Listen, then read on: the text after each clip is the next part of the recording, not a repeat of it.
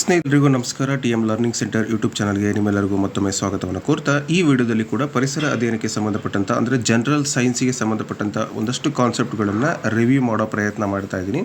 ಇದು government text ಬುಕ್ಗಳಿಂದ ಈ ಎಲ್ಲ ಅಂಶಗಳನ್ನು ತೊಗೊಂಬಂದಿದ್ದೀನಿ. ಇದ್ರ ಮೇಲೆ ನಿಮಗೆ ಎಲ್ಲ ಕಾಂಪಿಟೇಟಿವ್ ಎಕ್ಸಾಮ್ಗೆ ಸದ್ಯ TETಗೆ ಹೆಲ್ಪ್ ಆಗುವಂತೆ ತರಗತಿಗಳು ನಿಮಗೆ ಸಿಗುತ್ತೆ ಅಂತ ಹೇಳ್ತಾ ತರಗತಿಯನ್ನು ಕಂಟಿನ್ಯೂ ಮಾಡ್ತಾ ಇದ್ದೀನಿ. ಹಾಗೆ ಒಂದು ರಿಕ್ವೆಸ್ಟು, ಈಗ ಅತ್ಯಂತ ಹೆಚ್ಚು ಬಿಸಿಲಿರೋದ್ರಿಂದ ಅಂದರೆ ಇದು 40 ಡಿಗ್ರಿ ಕ್ರಾಸ್ ಆಗಿರ್ತಕ್ಕಂತಹ ಒಂದು ವಾತಾವರಣ, ಮನೆಯೊಳಗೆ ಇರೋಕ್ಕಾಗ್ತಾಯಿಲ್ಲ, ಅಷ್ಟು ಸೆಕೆ ಆಗ್ತಾ ಇದೆ. ಆದಷ್ಟು ಮಟ್ಟಿಗೆ ನಾವು ನಮ್ಮದು ಯೋಚನೆ ಮಾಡ್ತೀವಿ, ಅದೇ ಪ್ರಾಣಿ ಪಕ್ಷಿಗಳು ಗಿಡ ಮರಗಳು ನೀರಿಲ್ಲದೆ ಎಷ್ಟು ಬಳಲ್ತಿರ್ಬೋದು ಅವುಗಳನ್ನು ಕೂಡ ನಾವು ಇಮ್ಯಾಜಿನ್ ಮಾಡ್ಕೊಳ್ಳೋಣ. ಅದಕ್ಕಾಗಿ ಒಂದು ಸ್ವಲ್ಪ ಪಕ್ಷಿಗಳಿಗೆ ನೀರನ್ನು ಮನೆಯ ಮೇಲ್ಗಡೆ ಸ್ವಲ್ಪ ಇಡಲಿಕ್ಕೆ ಪ್ರಯತ್ನ ಮಾಡೋಣ. ಈವನ್ ಆ ನೀರು ಕೂಡ ಹಾವಿಯಾಗಿ ಹೋಗ್ತಾ ಇದೆ, ಅಷ್ಟು ಬಿಸಿಲಿದೆ. ಅದನ್ನು ಸ್ವಲ್ಪ ಮರದ ನೆರಳಿನಲ್ಲಿ ಇಡಲಿಕ್ಕೆ ಪ್ರಯತ್ನ ಮಾಡಿದರೆ ಒಂದಷ್ಟು ನಾವು ಮನುಷ್ಯತ್ವವನ್ನು ಮೆರೆದಂಗೆ ಆಗುತ್ತೆ ಅಂತಕ್ಕಂಥದ್ದು. ಹಾಗೆ ಮುಂದಿನ ದಿನಗಳಲ್ಲಿ ಬರುವ ಜೂನ್ಗೆ ಪ್ರತಿ ಮನೆಯಿಂದ ಅಥವಾ ಪ್ರತಿ ಒಬ್ಬ ವ್ಯಕ್ತಿಯಿಂದ ಒಂದು ಗಿಡಗಳನ್ನು ನೆಡುವಂಥ ಕಾರ್ಯಕ್ರಮಗಳಾಗಬೇಕು. ಆ ಗಿಡಗಳನ್ನು ಕಡಿದಿರೋದ್ರಿಂದನೇ ಇಷ್ಟು ತಾಪಮಾನ ಹೆಚ್ಚಾಗಿರೋದು, ಅದು ನೆನಪಿರಲಿ ಅಂತ ಹೇಳ್ತಾ ತರಗತಿಯನ್ನು ಕಂಟಿನ್ಯೂ ಮಾಡೋಣ. ನಿಮ್ಮ ಊರಿನಲ್ಲಿ ಬಿಸಿಲಿನ ವಾತಾವರಣ ನಿಮಗೀಗ ಆಲ್ರೆಡಿ ಗೊತ್ತಾಗಿರ್ಬೋದು, ಅದಕ್ಕೆ ಸ್ವಲ್ಪ ಪ್ರಿಕಾಷನ್ಸನ್ನು ತೆಗೆದುಕೊಳ್ಳಿ ಅಂತ ಹೇಳ್ತಾ let us continue the class. Vitamin D ಸೂರ್ಯನ ಬೆಳಕಿನಲ್ಲಿ ಸಿಗುತ್ತೆ, ಅದು ನಿಮ್ಗೆ ಗೊತ್ತು. ಅಯೋಡಿನ್, ಆ ಲವಣದ ಕೊರತೆಯಿಂದ ಬರುವಂಥ ರೋಗ ಯಾವುದು ಅಂದರೆ ಗಳಗಂಡ. ಇದನ್ನು ಸ್ಥಾನಿಕ ರೋಗ ಅಂತ ಕರೀತಾರೆ. ಯಾಕಂದರೆ ಕೆಲವೊಂದು ಪ್ರದೇಶದಲ್ಲಿರ್ತಕ್ಕಂಥ ಜನರಿಗೆ ಮಾತ್ರ ಆ ಒಂದು ಅಯೋಡಿನ್ ಸಿಗೋದಿಲ್ಲ, ಅವರಿಗೆ ಆ ಗಳಗಂಡ ಅಥವಾ ಕುತ್ತಿಗೆಯಲ್ಲಿ ಊತ ಇರ್ತಕ್ಕಂಥದ್ದು ಕಾಣುತ್ತೆ. ಅಯೋಡಿನ್ ಯುಕ್ತ ಒಂದು ಆಹಾರ ಅಥವಾ ಉಪ್ಪನ್ನು ಕೊಟ್ಟಾಗ ಆ ಒಂದು ಸಮಸ್ಯೆ ಅವರಿಗೆ ಪರಿಹಾರ ಆಗುತ್ತೆ. ಕುತ್ತಿಗೆಯ ಒಂದು ಗ್ರಂಥಿಗಳು ಊದ್ಕೊಂಡಿರ್ತವೆ. ನೆಕ್ಸ್ಟು, ನಾವು ಬಳಸುವಂಥ ಅತಿ ಮುಖ್ಯ ಆಹಾರದ ಧಾನ್ಯಗಳು ಅಂತ ಹೇಳಿದರೆ ಅಕ್ಕಿ, ಗೋಧಿ, ಜೋಳ ಮತ್ತು ರಾಗಿ. ಇವುಗಳನ್ನು ನಾವು ಬಹಳಷ್ಟು ಮುಖ್ಯವಾದಂಥ ಆಹಾರ ಪದಾರ್ಥಗಳಾಗಿ ಬಳಸ್ತಾ ಇದ್ದೀವಿ.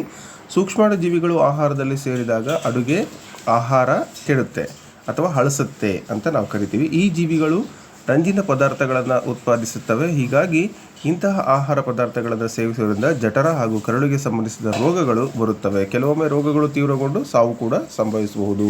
ಇದು ನಮಗೆ ಗೊತ್ತಿರಲಿ. ಕಲುಷಿತ ಆಹಾರವನ್ನು ಯಾಕೆ ತಿನ್ನಬಾರ್ದು ಅಂದರೆ ಇದೇ ಕಾರಣಕ್ಕೆ.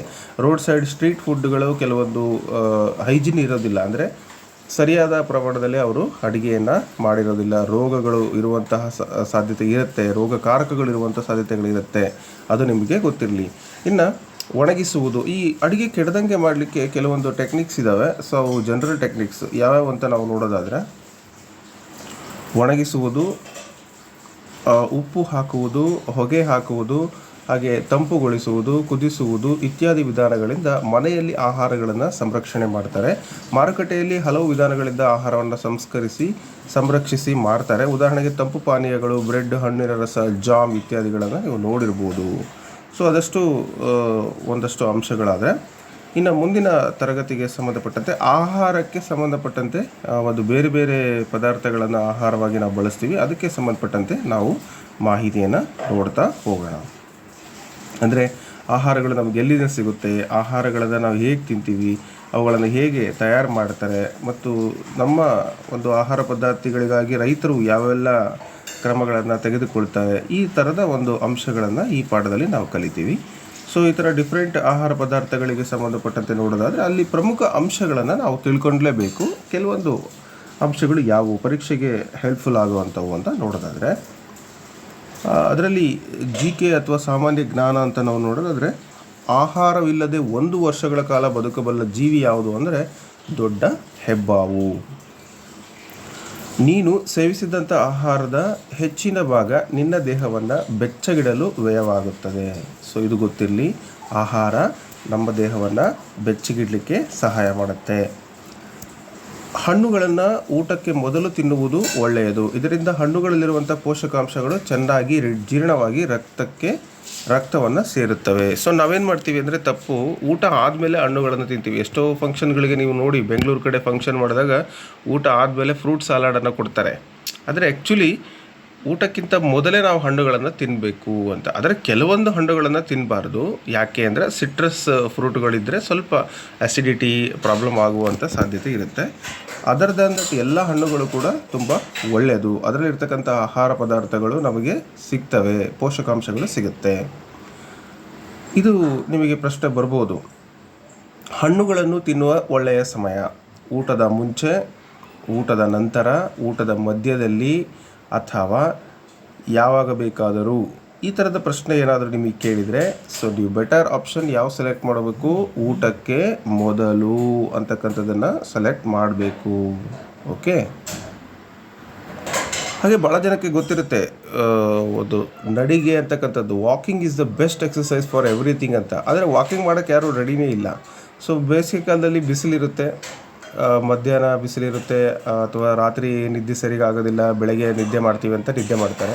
ಚಳಿಗಾಲದಲ್ಲಿ ತುಂಬ ಚಳಿ ಇರುತ್ತೆ, ಕೋಲ್ಡ್ ಆಗಿಬಿಡುತ್ತೆ ಅಂತ ಚಳಿಗಾಲದಲ್ಲಿ ಬಿಡ್ತಾರೆ. ಇನ್ನು ಮಳೆಗಾಲದಲ್ಲಿ ಮಳೆ ಬರ್ತಿರುತ್ತೆ ಅಂತ ಬಿಡ್ತಾರೆ. ಸೊ ವಾಕಿಂಗ್ ಅನ್ನೋದನ್ನು ಕಡಿಮೆ ಮಾಡಿರ್ತಾರೆ. ಸೊ ಹಾಗಾಗಿ ಆದರೆ ಬೇಸಿಕ್ಕಾಗಿ ಗೊತ್ತಿರುತ್ತೆ ನಮಗೆ ಯಾವಾಗ ಏನು ಮಾಡಬೇಕು ಅಂತ, ಆದರೆ ಅದನ್ನು ನಾವು ಮಾಡೋದಿಲ್ಲ, ನಮ್ಮ ಆರೋಗ್ಯನ ನಾವು ಸರಿಗೆ ಇಟ್ಕೊಳ್ಳೋದಿಲ್ಲ. ಸೊ ನೆಕ್ಸ್ಟ್ ಮುಂದಿನ ನೋಡೋಣ. ಹೆಚ್ಚಿನ ತರಕಾರಿಗಳನ್ನು ಬೇಯಿಸಿ ತಿನ್ನುವುದಕ್ಕಿಂತ ಹಸಿಯಾಗಿ ಅಥವಾ ಅರ್ಧ ಬೇಯಿಸಿ ತಿಂದರೆ ಒಳ್ಳೆಯದು ಅಂತ ಹೇಳ್ತಾರೆ. ಸೊ ತರಕಾರಿಗಳನ್ನು ಅತಿಯಾಗಿ ಬೇಯಿಸಿದಲ್ಲಿ ಅವುಗಳಿರ್ತಕ್ಕಂಥ ಪೋಷಕಾಂಶಗಳು ನಾಶ ಆಗ್ತವೆ ಅಂತ ಹೇಳ್ತಾರೆ. ತುಂಬ ಜನ ಒಂದು 10 ಸಿಳ್ಳು ವಿಜಲ್ ಹೊಡಿಸಿ ಕುಕ್ಕರಲ್ಲಿ ಹಾಕಿ ಬೇಯಿಸಿ ತಿಂತಾರೆ. So it is not useful. ಅದು ಯಾವುದೇ ಥರ ಪೋಷಕಾಂಶವನ್ನು ಕೊಡೋದೇ ಇಲ್ಲ ಅಂತ. ಇನ್ನು ಅದು ಸ್ವಲ್ಪ ನಾವು ಎಚ್ಚೆತ್ಕೋಬೇಕು. ಇನ್ನು ಮೂಲಂಗಿಯನ್ನು ಕ್ರಿಸ್ತಪೂರ್ವ 278ರಲ್ಲಿ ಈಜಿಪ್ಟ್ನಲ್ಲಿ ಬೆಳೆಯುತ್ತಿದ್ದರು. ಸ್ವಾರಸ್ಯವೆಂದರೆ ಆಗ ಮೂಲಂಗಿಯ ಬಣ್ಣ ಕಪ್ಪಾಗಿತ್ತು ಅಂತೆ. ನೋಡಿ, ಮೂಲಂಗಿ ಈಗ ಬೆಳ್ಳಗಿರುತ್ತಲ್ವ, ಸೊ ಬಟ್ ಆವಾಗ ಕಪ್ಪು ಮೂಲಂಗಿ ಇತ್ತಂತೆ. ಯಾವುದೇ ಆಹಾರವನ್ನು ಹಿತಮಿತವಾಗಿ ತಿನ್ನಬೇಕು, ಅತಿಯಾಗಿ ತಿಂದಲ್ಲಿ ಅನಾರೋಗ್ಯ ಉಂಟಾಗುತ್ತೆ. ಸೊ ಕಂಟ್ರೋಲ್ ಆಗಿ ತಿನ್ನಬೇಕು, ತುಂಬ ಹೆಚ್ಚಾಗಿ ತಿನ್ನಬಾರದು. ಸೊ ನೆಕ್ಸ್ಟು, ಅಕ್ಕಿಯ ಮೇಲ್ಪದರದಲ್ಲಿ ಬಿ ಜೀವಸತ್ವ ವಿಪುಲವಾಗಿರುತ್ತದೆ. ಅಕ್ಕಿಯನ್ನು ಹೆಚ್ಚು ಪಾಲಿಷ್ ಮಾಡಿದರೆ ಅಥವಾ ತೊಳೆದರೆ ಅದು ಬಿ ಜೀವಸತ್ವ ನಾಶ ಆಗಿ ನಮಗೇನು ಸಿಗೋದಿಲ್ಲ. ಹಾಗಾಗಿ ಅಕ್ಕಿಯನ್ನು ತುಂಬ ಪಾಲಿಷ್ ಮಾಡಿರುವಂಥ ಅಕ್ಕಿಯನ್ನು ತಿನ್ನೋದು ಆರೋಗ್ಯಕ್ಕೆ ಏನೂ ಅಂಥ ಉಪಯೋಗ ಇಲ್ಲ.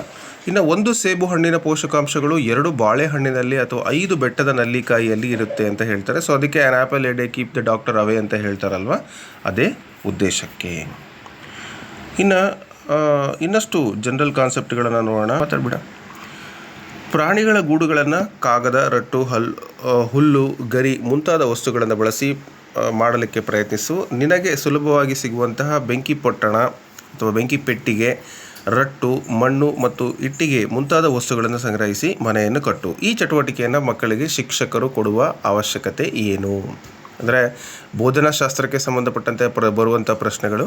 ಸೊ ಇದಕ್ಕೆ ಉತ್ತರ ನೀವು ಯೋಚನೆ ಮಾಡಿದ್ದೀರಾ ಅಂತ ಅಂದ್ಕೊಳ್ತೀನಿ. ಸೊ ಬೆಸ್ಟ್ ಆಪ್ಷನನ್ನು ನೀವು ಸೆಲೆಕ್ಟ್ ಮಾಡಬೇಕಾಗತ್ತೆ. ಬಿಕಾಸ್ ಅಂದರೆ ಪ್ರಾಣಿ ಪಕ್ಷಿಗಳ ವಸತಿಯ ಬಗ್ಗೆ ಮಕ್ಕಳಿಗೆ ತಿಳಿಲಿ ಅಂತಕ್ಕಂಥ ಒಂದು ಉದ್ದೇಶದಿಂದ ಈ ರೀತಿ ಅವರು ಆ್ಯಕ್ಟಿವಿಟಿ ಮಾಡ್ತಾರೆ. ಹೌದು, ನಾವು ಗೂಡನ್ನು ಕಟ್ಟಿದ್ವಿ, ಒಂದು ರೊಟ್ಟಿನ ಮನೆಯನ್ನು ಕಟ್ಟಿದ್ವಿ, ಇದರಿಂದ ಪಾರಿವಾಳ ಅಥವಾ ಯಾವುದೇ ಒಂದು ಪಕ್ಷಿ ಅಲ್ಲಿ ಬದುಕಲಿಕ್ಕೆ ಸಾಧ್ಯ ಆಗುತ್ತೆ. ಅಂದರೆ ಅದನ್ನು ನಾವು ತಯಾರು ಮಾಡಿದ್ರಿಂದ ನಮಗೇನಾಗಿತ್ತು ಅದ್ರ ಬಗ್ಗೆ ಹೆಚ್ಚಿನ ಮಾಹಿತಿ ಸಿಗುತ್ತೆ ಅಂತಕ್ಕಂಥದ್ದು ಈ ಒಂದು ಚಟುವಟಿಕೆಯ ಉದ್ದೇಶ. ನೆಕ್ಸ್ಟು ಅದೇ ರೀತಿ ಈಗ ಪ್ರಾಣಿ ಪಕ್ಷಿಗಳ ಬಗ್ಗೆ ನಾವು ಯೋಚನೆ ಮಾಡಿದ್ವಿ. ನಮ್ಮ ಒಂದು ಭೂಮಿ ಮೇಲೆ ಬುರ್ಜ್ ಖಲೀಫಾ ಅಂತಕ್ಕಂಥದ್ದು ದುಬೈನಲ್ಲಿರ್ತಕ್ಕಂಥ ಒಂದು ಕಟ್ಟಡ, ಅತ್ಯಂತ ಎತ್ತರವಾದ ಕಟ್ಟಡ. ಇದರ ಎತ್ತರ 829.2 ಮೀಟರ್ನಷ್ಟು ಇದೆ. ಸೊ ನೀವು ಯೂಟ್ಯೂಬಲ್ಲಿ ನಮ್ಮ ಗಗನ್ ಶ್ರೀ ಅವರ ಒಂದು ವಿಡಿಯೋಗಳನ್ನು ನೋಡಿರ್ಬೋದು. ಅಂದರೆ ಡಾಕ್ಟರ್ ಬ್ರೋ ಅಂತಕ್ಕಂಥ ಚಾನಲ್ ಇದೆ, ಅವರು ಅಲ್ಲಿ ತೋರಿಸಿದ ನೋಡಿ ಬುರ್ಜ್ ಖಲೀಫಾ ಯಾವ ಥರ ಇತ್ತು, ಎಷ್ಟು ಎತ್ತರ ಇರೋದ್ರ ಮೇಲೆ ಲೈಟಿಂಗ್ಸ್ ಹೆಂಗೆ ಮಾಡಿರ್ತಾರೆ, ಆ ದುಬೈನಲ್ಲಿ ಅದು ಕಟ್ಟಡ ಹೇಗಿತ್ತು ಅಂತ. ಸೊ ನೀವು ಅದನ್ನೆಲ್ಲ ವೀಕ್ಷಣೆ ಮಾಡ್ಬೋದು. ಆಮೇಲೆ ಸನ್ ಕ್ಲಾಕು ಅವೆಲ್ಲ ಇದಾವಲ್ಲ, ಸೂರ್ಯನ ಬೆಳಕಿನಲ್ಲಿ ಗಡಿಯಾರಗಳನ್ನು ಹೇಳುವಂಥದ್ದು, ಆಮೇಲೆ ಭೂಮಧ್ಯ ರೇಖೆ ಅಲ್ಲಿ ಹೆಂಗೆ ನೀರು ರೊಟೇಟ್ ಆಗುತ್ತೆ, ಇವೆಲ್ಲವನ್ನು ಕೂಡ ಅವರು ತೋರಿಸಿದ್ದಾರೆ. ಚಿಕ್ಕ ವಯಸ್ಸಲ್ಲಿ ತುಂಬ ಇಡೀ ಪ್ರಪಂಚವನ್ನು ಸುತ್ತಾಡಿ ಅವರೇ ಒಂದು ವಿಶೇಷ ಭಾಷೆಯಲ್ಲಿ ವಿಡಿಯೋಗಳನ್ನು ಮಾಡಿ ನಿಮಗೆ ಹೇಳ್ಕೊಟ್ಟಿದ್ದಾರೆ. ಸೊ ಎಜುಕೇಷನ್ ಕೂಡ ಸಿಗುತ್ತೆ, ಎಂಟರ್ಟೈನ್ಮೆಂಟ್ ಕೂಡ ಸಿಗುತ್ತೆ. ಟ್ರಾವೆಲಿಂಗ್ ಲಾಗ್ಸ್ ಇದಾವೆ, ಅವು ನೋಡಿ ಬೇರೆ ದೇಶದ ಸಂಸ್ಕೃತಿ, ಅಲ್ಲಿನ ಫುಡ್ಡು ಎಲ್ಲವನ್ನು ಕೂಡ ನಾವು ನೋಡ್ಬೋದು. ಮತ್ತು ಬಹಳಷ್ಟು ಕಡಿಮೆ ಸಮಯದಲ್ಲಿ ಹೆಚ್ಚಿನ ಎಂಟರ್ಟೈನ್ಮೆಂಟು ವಿತ್ ಒಳ್ಳೆ ನಾಲೆಡ್ಜು ಸಿಗುವಂತಹ ಒಂದು ಚಾನಲ್ ಅದು ಡಾಕ್ಟರ್ ಬ್ರೋ ಅಂತ. ನೀವು ನೋಡ್ತಾ ಇದ್ದೀರಿ ಅಂದರೆ ಎಸ್ ನಾವು ಕೂಡ ನೋಡ್ತಾ ಇದ್ದೀವಿ ಅಂತ ಕಮೆಂಟ್ ಸೆಕ್ಷನಲ್ಲಿ ಹಾಕಿ ನೋಡೋಣ. ಬುರ್ಜ್ ಖಲೀಫಾ ಬಗ್ಗೆ ನಿಮಗೆ ಮಾಹಿತಿ ಇರುತ್ತೆ ಅಂತ ಹೇಳ್ತಾ, ಇನ್ನು ಮುಂಬೈನಲ್ಲಿ ಧಾರಾವಿ ಅಂತಕ್ಕಂಥದ್ದು ಒಂದು ಕೊಳಚೆ ಪ್ರದೇಶ ಇದೆ. ಅದು ಭಾರತದಲ್ಲಿ ಅತ್ಯಂತ ದೊಡ್ಡ ಕೊಳಚೆ ಪ್ರದೇಶ. ಇಲ್ಲಿ 10 ಲಕ್ಷಕ್ಕಿಂತ ಹೆಚ್ಚಿನ ಜನರು ವಾಸ ಮಾಡ್ತಾರೆ. ಇದನ್ನು ಏಷ್ಯಾ ಖಂಡದ ಅತಿ ದೊಡ್ಡ ಕೊಳಚೆ ಪ್ರದೇಶ ಅಂತ ಕರೀತಾರೆ, ಮುಂಬೈನ ಧಾರಾವಿ ಅಂತೇಳಿ. ಅದು ಸಾಕಷ್ಟು ಒಂದು ಜನರಲ್ ಕ್ವಶನ್ಗಳಲ್ಲಿ ಬಂದಿದೆ, ಮೊರಾರ್ಜಿ ದೇಸಾಯಿ ಪ್ರಶ್ನೆ ಪತ್ರಿಕೆಯಲ್ಲಿ ಬಂದಿದೆ ಮಕ್ಕಳಿಗೆ, ಹಾಗೆ ಒಂದು ಕಾಂಪಿಟೇಟಿವ್ ಎಕ್ಸಾಮ್ನಲ್ಲೂ ಕೂಡ ಬಂದಿರೋದನ್ನು ನಾವು ಗಮನಿಸ್ತೀವಿ. ಇತ್ತೀಚೆಗೆ ವಸ್ತುಗಳನ್ನು ಹಿತಮಿತವಾಗಿ ಬಳಸಿ ಪರಿಸರವನ್ನು ನಾಶ ಮಾಡದಂತಹ ಪರಿಸರ ಸ್ನೇಹಿ ಮನೆಗಳನ್ನು ನಿರ್ಮಿಸುವ ಯೋಜನೆಗಳನ್ನು ಹಮ್ಮಿಕೊಳ್ಳಲಾಗ್ತಾ ಇದ್ದು, ಸೂರ್ಯನ ಶಾಖವನ್ನು ಬಳಸಿ ನೀರನ್ನು ಕಾಯಿಸುವುದು, ಮಳೆ ನೀರನ್ನು ಸಂಗ್ರಹಿಸುವುದು, ಕಸವನ್ನು ಮನೆಯಲ್ಲಿ ನಿರ್ವಹಿಸುವುದು ಮುಂತಾದವುಗಳನ್ನು ಅಳವಡಿಸಿಕೊಂಡು ಮನೆಗಳನ್ನು ಕಟ್ಟಲಿಕ್ಕೆ ಹೆಚ್ಚು ಜನರು ಉತ್ಸಾಹವನ್ನು ತೋರ್ತಾ ಇದ್ದಾರೆ. ಸೊ ರೈನ್ ವಾಟರ್ ಹಾರ್ವೆಸ್ಟಿಂಗ್ ಆಗಿರ್ಬೋದು, ಮತ್ತು ಈ ಕಾಂಪೋಸ್ಟ್ ಗೊಬ್ಬರವನ್ನು ತಯಾರು ಮಾಡೋದಾಗಿರ್ಬೋದು, ಇವುಗಳನ್ನೆಲ್ಲ ಮಾಡೋದು ತುಂಬ ಒಳ್ಳೆಯದು. ಇರುವೆಗಳ ಗೂಡು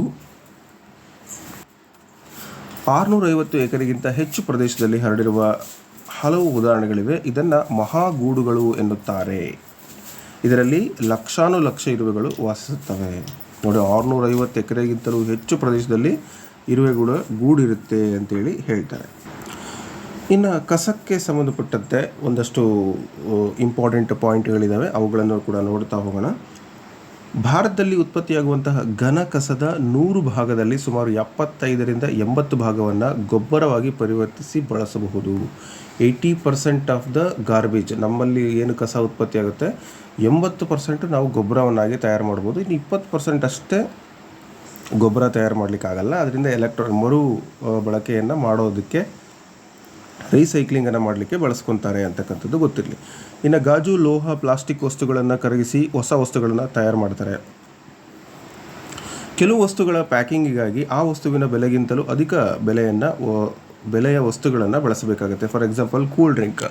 ಈ ಕೂಲ್ ಡ್ರಿಂಕ್ ನಾವೇನು ಕುಡಿತೀವಲ್ಲ, ಸೊ ಬಾಟಲ್ಗಳಲ್ಲಿ, ಆ ಬಾಟಲ್ಗಳ ಒಂದು ಬೆಲೆ 9 ರೂಪಾಯಿ 50 ಪೈಸೆ ಇದ್ದರೆ ಕೂಲ್ ಡ್ರಿಂಕಿನ ಬೆಲೆ ಕೇವಲ 50 ಪೈಸೆ ಇರುತ್ತೆ.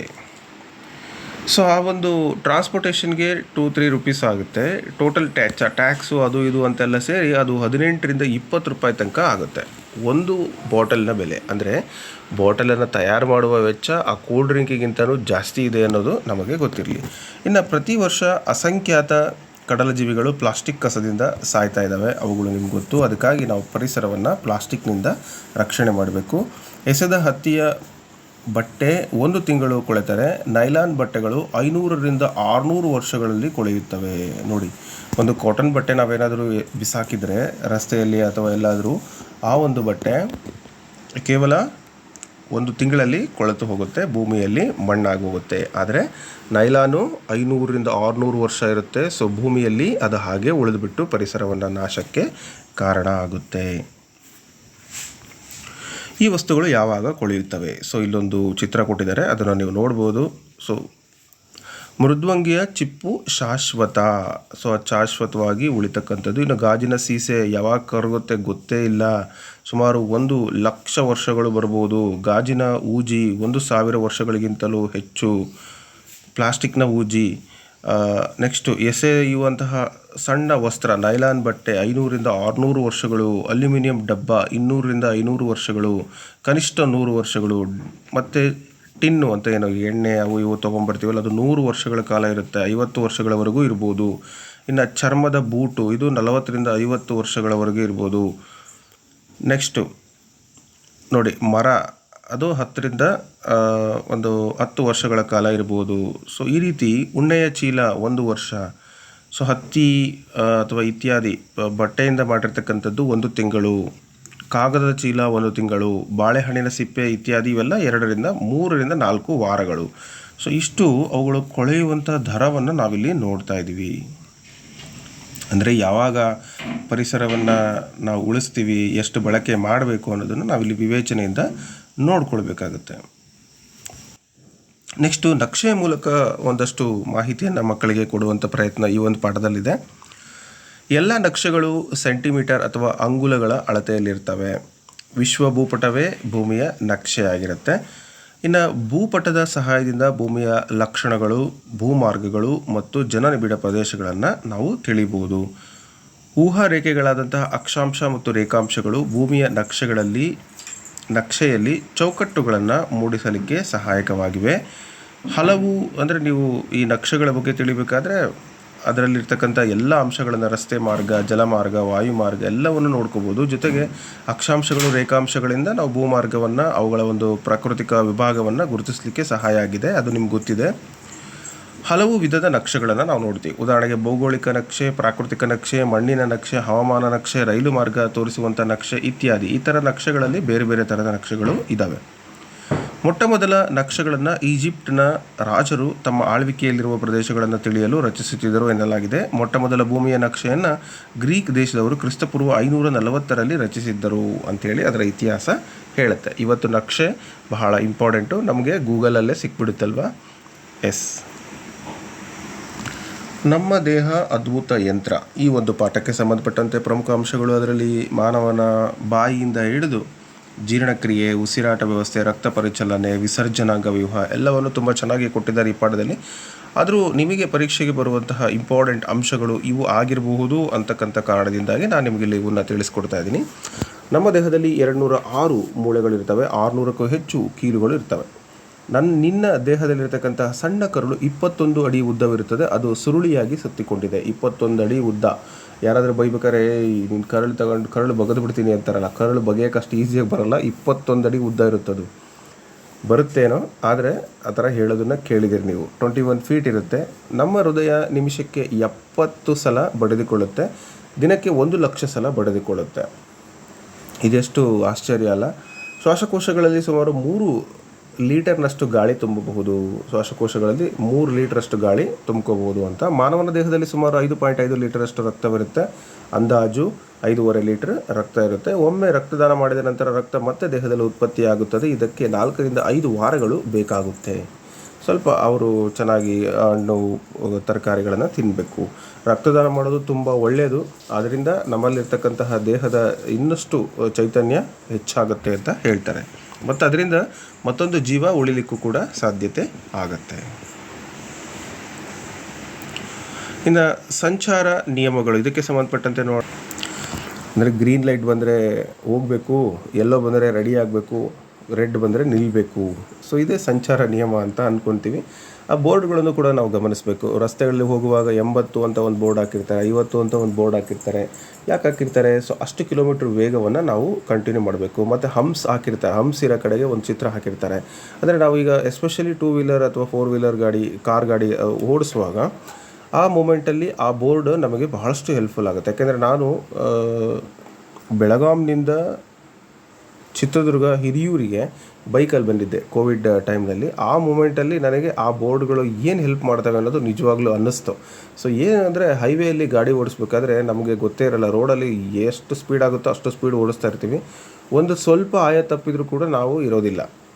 ಅಂದರೆ ನಮ್ಮ ಗಾಡಿ ರೋಡ್ ಮೇಲೆ ಇರೋದಿಲ್ಲ, ಬೇರೆ ಕಡೆ ಇರುತ್ತೆ. ನಾವು ದವಾಖಾನೆಗೆ ಇರ್ತೀವಿ, ಹಾಸ್ಪಿಟಲ್ಗೆ ಹೋಗಬೇಕಾಗುತ್ತೆ. ಆ ಥರದ ಒಂದು ಪರಿಸ್ಥಿತಿಯಲ್ಲಿ ಆ ಬೋರ್ಡ್ಗಳು ಭಾಳಷ್ಟು ಹೆಲ್ಪ್ಫುಲ್ ಮಾಡ್ತವೆ. ಹೇಗೆ ಅಂತಂದರೆ ಗಾಡಿ ಓಡಿಸಿರೋರಿಗೆ ಗೊತ್ತು, ಡ್ರೈವರ್ಗಳಿಗೆ ಗೊತ್ತು. ಅಲ್ಲೇನು ಬೋರ್ಡು 80 ಅಂತ ಇರುತ್ತಲ್ಲ, ಸೊ ಆರಾಮಾಗಿ ಓಡಿಸ್ತಾ ಇದ್ವಿ.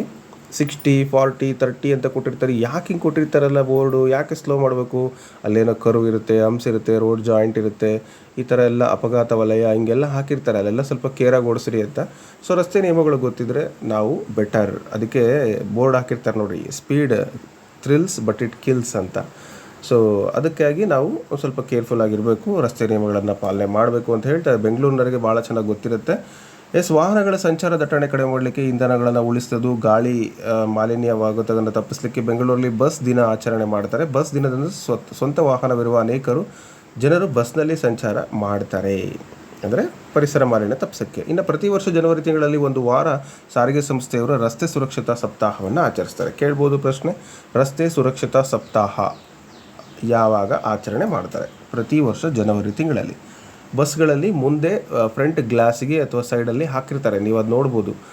ಇಂಧನ ಪಾಕ್ಷಿಕ, ರಸ್ತೆ ಸಪ್ತಾಹ ಅಥವಾ ರಸ್ತೆ ಸುರಕ್ಷತಾ ಒಂದು ಸಪ್ತಾಹ, ಬಸ್ ದಿನ, ಈ ಥರ ಎಲ್ಲ ಹಾಕಿರ್ತಾರೆ. ಸೊ ಅವುಗಳನ್ನು ಕೂಡ ನೀವು ಗಮನಿಸಿ ಅಂತ ಹೇಳ್ತಾ, ಇನ್ನು ನಗರ ಪ್ರದೇಶಗಳಲ್ಲಿ ಸಾರಿಗೆ ಇಲಾಖೆಯವರು ಶಾಲಾ ಮಕ್ಕಳಿಗೆ ರಸ್ತೆ ಸಂಚಾರ ನಿಯಮಗಳನ್ನು ಕುರಿತು ತರಬೇತಿಯನ್ನು ನೀಡ್ತಾರೆ. ಯಾಕೆಂದರೆ ಮಕ್ಕಳಿಗೆ ಗೊತ್ತಿರಬೇಕು ಯಾವಾಗ ನಾನು ರಸ್ತೆ ದಾಟಬೇಕು, ಯಾವ ಕಡೆಯಿಂದ ರಸ್ತೆ ದಾಟಬೇಕು, ಜೀಬ್ರಾ ಕ್ರಾಸಿಂಗ್ ಅಂದರೆ ಏನು, ಇವೆಲ್ಲವೂ ಕೂಡ. ಇನ್ನು ರಸ್ತೆ ಅಪಘಾತಗಳಾದಾಗ ತುರ್ತು ಚಿಕಿತ್ಸೆಗಾಗಿ ತಮ್ಮ ರಾಜ್ಯದ ಸಂಖ್ಯೆ 108ಗೆ ಫೋನ್ ಮಾಡಬೇಕು. ಆಂಬ್ಯುಲೆನ್ಸ್ ಅವಾಗ ಬರುತ್ತೆ. ಇದು ಹೆಂಗಿರುತ್ತೆ ಅಂದರೆ, ಇದು ಆಂಬ್ಯುಲೆನ್ಸು ವೈಫೈ ಕನೆಕ್ಟ್ ಆಗಿರುತ್ತೆ, ಅಂದರೆ ವಾಕಿ ಟಾಕಿ ಥರ ಎಲ್ಲ ಕಡೆ ಬ್ರಾಡ್ಕಾಸ್ಟಿಂಗ್ ಇರುತ್ತದು. ನನಗೆ ಗೊತ್ತಿರೋಷ್ಟು ನೀವು ನಿಮ್ಮ ಸಮೀಪದ ಈ 108ಗೆ ಕರೆ ಮಾಡಿದರೂ ಕೂಡ ನಿಮ್ಮ ಸಮೀಪದ ತುರ್ತು ಸೇವೆ ನಿಮಗೆ ಲಭ್ಯ ಆಗುತ್ತೆ. ನೀವು ಭೂಮಿ ಮೇಲೆ ಎಲ್ಲೇ ಇರಿ, ಬೆಳಗಾಂನಲ್ಲಾದರೂ ಇರಿ, ಬೆಂಗಳೂರಲ್ಲಾದರೂ ಇರಿ, ಬಳ್ಳಾರಿಯಲ್ಲಾದರೂ ಇರಿ. ಸೊ ಅಲ್ಲಿ ಏನಾದರೂ ಆಗಿತ್ತು ಅಂದರೆ ಈ ನಂಬರ್ಗೆ ನೀವು ಕಾಲ್ ಮಾಡಿದಾಗ ಅಲ್ಲಿ ಸಮೀಪದಲ್ಲಿರ್ತಕ್ಕಂತಹ ನೆಟ್ವರ್ಕಿಗೆ ನಿಮ್ಮ ಕಾಲ್ ಹೋಗುತ್ತೆ. ಸೊ ಆ ರೀತಿಯ ಒಂದು ವ್ಯವಸ್ಥೆ ಇದೆ, ಅದು ಕಂಟ್ರೋಲ್ ಬೋರ್ಡ್ ಇರುತ್ತೆ. ಸೊ ನಿಮಗೆ ಸಹಾಯವನ್ನು ಮಾಡ್ತಾರೆ. ಮುಂದಿನ ಒಂದು ಪಾಠ ಬಂದು ಸಾರಿಗೆ ಮತ್ತು ಸಂಪರ್ಕ. ಹಿಂದಿನ ಕಾಲದಲ್ಲೆಲ್ಲ ಪೋಸ್ಟ್ ಕಾರ್ಡ್ ಇತ್ತು, ಟೆಲಿಫೋನ್ ಇತ್ತು, ಲ್ಯಾಂಡ್ಲೈನ್ ಕನೆಕ್ಷನ್ ಇತ್ತು, ನ್ಯೂಸ್ ಪೇಪರ್ಗಳು ಭಾಳ ಚೆನ್ನಾಗಿ ಬರ್ತಿದ್ವು, ಈಗಲೂ ಬರ್ತವೆ. ಒಂದು ಡಬ್ಬ ಟಿ ವಿ ಇರ್ತಿತ್ತು, ತಲೆ ಮೇಲೆ ಬಡಿದ್ರೆ ಹೇಳ್ತಿತ್ತು, ರೇಡಿಯೋ ಇತ್ತು. ಸೊ ಈ ಥರದ್ದೆಲ್ಲ ಕಮ್ಯುನಿಕೇಷನನ್ನು ನಾವು ನೋಡ್ತಾ ಇದ್ವಿ. ಬಟ್ ಈಗೆಲ್ಲ ಮೊಬೈಲ್ ಬಂದುಬಿಟ್ಟು ಎಲ್ಲನೂ ಕೂಡ ಕಡಿಮೆ ಆಗೋಗ್ಬಿಟ್ಟಿದೆ. ಆದರೆ ಆ ಒಂದು ಕಾಲದಲ್ಲಿ ಇರೋದಕ್ಕಿಂತ ಹೆಚ್ಚಿನ ಒಂದು ಸ್ಪೀಡಾಗಿ ಕಮ್ಯುನಿಕೇಷನ್ ಆಗುವಂತಹ ಅಂಶಗಳು ನಮ್ಮ ಮುಂದೆ ಈಗಿದ್ದಾವೆ. ಸೊ ಇಲ್ಲಿ ಬಹಳ ಇಂಪಾರ್ಟೆಂಟಾಗಿ ಕೆಲವೊಂದು ಒಂದು ವಸ್ತುಗಳನ್ನು ಕಂಡುಹಿಡಿದಿರ್ತಕ್ಕಂಥವ್ರು ಯಾರು ಅಂತ ನಾವು ನೋಡೋಣ. ರೈಟ್ ಸಹೋದರರು ವಿಮಾನವನ್ನು ಕಂಡುಹಿಡಿದಿದ್ದಾರೆ. ಗ್ರಹಂ ಬೆಲ್ ಅವರು ದೂರವಾಣಿಯನ್ನು ಕಂಡುಹಿಡಿದಿದ್ದಾರೆ. ಚಾರ್ಲ್ಸ್ ಬ್ಯಾಬೇಜ್ ಗಣಕಯಂತ್ರ ಅಥವಾ ಕಂಪ್ಯೂಟರನ್ನು ಕಂಡುಹಿಡಿದಿದ್ದಾರೆ. ಜಾನ್ ಬಯರ್ಡ್ಸ್ ಅವರು ದೂರದರ್ಶನವನ್ನು ಕಂಡುಹಿಡಿದಿದ್ದಾರೆ. ಇನ್ನು ಮಾರ್ಕೋನಿ ಅವರು ರೇಡಿಯೋವನ್ನು ಕಂಡುಹಿಡಿದಿದ್ದಾರೆ. ರಿಮೆಂಬರ್ ದೀಸ್ ಪಾಯಿಂಟ್ಸ್, ಇವು ಕೂಡ ತುಂಬ ಇಂಪಾರ್ಟೆಂಟ್ ಅಂತ ಹೇಳ್ತಾ, ಭಾರತದ ಪ್ರಧಾನ ಸಾರಿಗೆ ವ್ಯವಸ್ಥೆ ಯಾವುದು? ಬಸ್ ಅಲ್ಲ, ರೈಲು. ಅತ್ಯಂತ ಹೆಚ್ಚಿನ ಆದಾಯ ಕೊಡುವಂಥದ್ದು ಕೂಡ ರೈಲು, ಅದರಲ್ಲಿ ಗೂಡ್ಸ್ ರೈಲು. ನೆಕ್ಸ್ಟು 1853ರಲ್ಲಿ ಪ್ರಪ್ರಥಮ ಬಾರಿಗೆ ಭಾರತದಲ್ಲಿ ರೈಲೊಂದು ಮುಂಬೈಯಿಂದ ಥಾಣಾದವರೆಗೆ 34 ಕಿಲೋಮೀಟರ್ ಚಲಿಸಿತ್ತು. ಪ್ರಥಮ ರೈಲು ಮುಂಬೈಯಿಂದ ಥಾಣಾದವರೆಗೆ 34 ಕಿಲೋಮೀಟರ್. ಯಾವಾಗ ಅಂದರೆ 1853ರಲ್ಲಿ. ಅದೆಲ್ಲ ಬ್ರಿಟಿಷರು ನಮಗೆ ಕೊಟ್ಟಂಥ ಕೊಡುಗೆ. ಅವರು ಕೆಟ್ಟದ್ದೆಲ್ಲ ಮಾಡೋಗಿದ್ದಾರೆ, ನಮ್ಮನ್ನು ತುಳಿದಿದ್ದಾರೆ ಅಂತ ನಾವು ಅಂತೀವಿ. ಕೆಲವೊಂದು ಶಾಲೆ, ರೈಲು, ಪೊಲೀಸು ಇವೆಲ್ಲ ಕೊಟ್ಟಿದ್ದು ಅವರೇನೆ. ಈ ಜಲವಿದ್ಯುತ್ ಯೋಜನೆಗಳು ಅವು ಇವು ಎಲ್ಲ ಕೆಲವೊಂದೆಲ್ಲ ಶಾಲೆಗಳು ಮತ್ತು ರಸ್ತೆಗಳು ಇವನ್ನೆಲ್ಲ ಮಾಡಿದ್ದಾರೆ, ಇಲ್ಲ ಅಂತಲ್ಲ. ಬಟ್ ಅವರು ಮಾಡಿದ್ದೆಲ್ಲ ಸರಿಯಲ್ಲ ಅಥವಾ ಎಲ್ಲನೂ ತಪ್ಪವಲ್ಲ. ಅವರ ಕೊಡುಗೆಗಳು ಕೂಡ ಕೆಲವೊಂದು ಇದ್ದಾವೆ. ಬಟ್ ಜಾಸ್ತಿ ನಮ್ಮ ಒಂದು ಸಂಪನ್ಮೂಲನ ತೊಗೊಂಡೋಗೋಕ್ಕೆ ಅವರು ಬಳಕೆ ಮಾಡಿದರು. ನೆಕ್ಸ್ಟ್ ಈ ಟ್ಯಾಕ್ಸು ಕೂಡ ಅವರಿಂದನೇ ಬಂದಿದ್ದು. ಕಪ್ಪ ಅಂತೇಳಿ ಕೇಳಿದ್ರಲ್ಲ, ಅದು ಕೂಡ ಅವ್ರ ಕೊಡುಗೆನೇ. ನೆಕ್ಸ್ಟು ಒಂಟೆಯು ಮರಳಿನಲ್ಲಿ ಸಂಚರಿಸಲು ಅನುಕೂಲವಾಗುವಂತಹ ದೇಹ ರಚನೆಯನ್ನು ಪಡೆದಿದೆ. ಇದನ್ನು ಮರುಭೂಮಿಯಲ್ಲಿ ಸಾರಿಗೆಗೆ ಹೆಚ್ಚಾಗಿ ಬಳಸ್ತಾರೆ. ಅದಕ್ಕೆ ಮರುಭೂಮಿ ಹಡಗು ಅಂತ ಕರೀತಾರೆ. ಕಾಲಲ್ಲಿ ಹೀಟ್ ತಡ್ಕೊಳ್ಳೋ ಅಷ್ಟು ಶಕ್ತಿ, ಮತ್ತು ಮರಳಲ್ಲಿ ಉದುಗು ಹೋಗಬಾರ್ದು ಆ ಥರದ ಶಕ್ತಿ, ಮತ್ತು ಬೆವರಿದ್ರೂ ಕೂಡ ನೀರು ಆಚೆ ಹೋಗಬಾರ್ದು ಆ ಥರದ್ದು, ಮತ್ತು ನೀರು ಸ್ವಲ್ಪ ಸಂಗ್ರಹಣೆಯಾಗಿ ಇಟ್ಕೊಳ್ಳುವಂಥದ್ದು, ತುಂಬ ಎತ್ತರದಲ್ಲಿರ್ತಕ್ಕಂಥ ಮರದ ಎಲೆಗಳನ್ನು ತಿನ್ನಲಿಕ್ಕೆ. ಸೊ ಇವೆಲ್ಲವೂ ಕೂಡ ಅದಕ್ಕೆ ಕೆಪಾಸಿಟಿ ಇದೆ. ಅದಕ್ಕೆ ಅದನ್ನು ಮರುಭೂಮಿಯ ಹಡಗು ಅಂತ ಕರೀತಾರೆ. ಇನ್ನು ಸಮುದ್ರದ ಆಳದಲ್ಲಿ ಸಂಚರಿಸುವ ನೌಕೆ ಸಬ್ಮೆರೀನ್, ಜಲಾಂತರ್ಗಾಮಿ ನೌಕೆ ಅಂತ ಭಾರತದಲ್ಲಿ ಇದ್ದಾವೆ. ಸಾಕಷ್ಟು ನೌಕೆಗಳು ತೊಗೊಂಡಿದ್ದಾರೆ. ಅದು ಸುರಕ್ಷತೆಗೆ ನೀವು ಕೇಳಿರ್ಬೋದು ಅವುಗಳ ಬಗ್ಗೆ. ಇನ್ನು ಆಕಾಶ ನೌಕೆಗಳಲ್ಲಿ ಭೂಮಿಯಿಂದ ಹೊರಗಡೆ ಹೋಗಿ ಅಧ್ಯಯನ ನಡೆಸಬಹುದು. ದಿನನಿತ್ಯ ಬರುವಂತಹ ಪತ್ರಿಕೆಗಳು ದೈನಿಕ, 7 ದಿನಗಳಿಗೊಮ್ಮೆ ಬರುವಂಥ ಪತ್ರಿಕೆ ವಾರಪತ್ರಿಕೆ, 15 ದಿನಕ್ಕೊಮ್ಮೆ ಬರುವಂಥ ಪತ್ರಿಕೆಯನ್ನು ಪಾಕ್ಷಿಕ ಪತ್ರಿಕೆ, ತಿಂಗಳಿಗೊಮ್ಮೆ ಬರುವಂಥ ಪತ್ರಿಕೆಯನ್ನು ಮಾಸಪತ್ರಿಕೆ ಅಂತ ಕರೀತಾರೆ. ಸೊ ಈ ಪತ್ರಿಕೆಗಳ ಬಗ್ಗೆ ನಿಮಗೆ ಗೊತ್ತಿರಲಿ. ಇನ್ನು ಸಾರಿಗೆಗೆ ಬಳಸಲ್ಪಡುವಂಥ ಮೊಟ್ಟ ಮೊದಲ ಪ್ರಾಣಿ ಯಾವುದಪ್ಪ ಅಂದರೆ ನಾಯಿ. ಪ್ರಪಂಚದಲ್ಲಿ ಕೆಲವು ರೈಲುಗಳು ಗಂಟೆಗೆ 350ಕ್ಕೂ ಹೆಚ್ಚು ವೇಗದಲ್ಲಿ ಚಲಿಸ್ತವೆ. ಇವುಗಳು ಪ್ರಯಾಣಿಸಿದರೆ ಬೆಂಗಳೂರಿನಿಂದ ಹುಬ್ಬಳ್ಳಿಯವರೆಗೆ ಕೇವಲ 1 ಗಂಟೆಗೆ ತಲುಪಬಹುದು ಅಂತ ಹೇಳ್ತಾರೆ. ಈಗ ಒಂದೇ ಭಾರತ್ ಟ್ರೈನ್ ಇದೆ. ಇದಿಷ್ಟು ಅಂಶಗಳು ಮ್ಯಾಗ್ಲಿವ್ ಟ್ರೈನ್ಸ್ ಅಂತ ಕರೀತಾರೆ. ಮ್ಯಾಗ್ನೆಟಿಕ್ ಇಂದ ಚಲಿಸ್ತಕ್ಕಂತಹ ಟ್ರೈನ್ಗಳು. ಸೊ ಆ ಟ್ರೈನ್ಗಳು 350 ಕಿಲೋಮೀಟರ್ಗೂ ಹೆಚ್ಚು ವೇಗದಲ್ಲಿ ಚಲಿಸ್ತವೆ. ಓಕೆ ಸ್ನೇಹಿತರೆ, ಇದಿಷ್ಟು ಇವತ್ತಿನ ಈ ಒಂದು ಪರಿಸರ ಅಧ್ಯಯನ ತರಗತಿ. ಈ ತರಗತಿ ಯೂಸ್ಫುಲ್ ಅನಿಸಿದರೆ ನನಗೆ ಮುಂದಿನ ತರಗತಿಯನ್ನು ಮಾಡಲಿಕ್ಕೆ ಪ್ರೇರಣೆಯನ್ನು ನೀವು ಕೊಡಬೇಕಾಗತ್ತೆ. ಅಂದರೆ ಯೂಸ್ಫುಲ್ ಅಂತ ಕಮೆಂಟ್ ಮಾಡಿ. ಹಾಗೆ we want the continued classes ಅಂತ ಕೂಡ ಹೇಳ್ಬೋದು. ನಿಮಗೆ ಪರಿಸರ ಅಧ್ಯಯನಕ್ಕೆ ಸಂಬಂಧಪಟ್ಟಂತಹ ಹಿಂದಿನ ಪ್ರಶ್ನೆ ಪತ್ರಿಕೆಗಳನ್ನು ಸ್ವಲ್ಪ ವಿವರಣೆ ಮಾಡಿ ಹೇಳಿ, ಅವುಗಳ ಕ್ಲಾಸ್ ಬೇಕು ಅಂತ ಹೇಳಿದರೆ ಅದು ಕೂಡ ನೀವು ನನಗೆ ಕಮೆಂಟ್ ಮೂಲಕ ತಿಳಿಸ್ಕೊಡಿ ಅಂತ ಹೇಳ್ತಾ ಮುಂದಿನ ವಿಡಿಯೋದಲ್ಲಿ ಮತ್ತೆ ಭೇಟಿ ಆಗ್ತೀನಿ. Thank you so much. Have a nice day. Bye.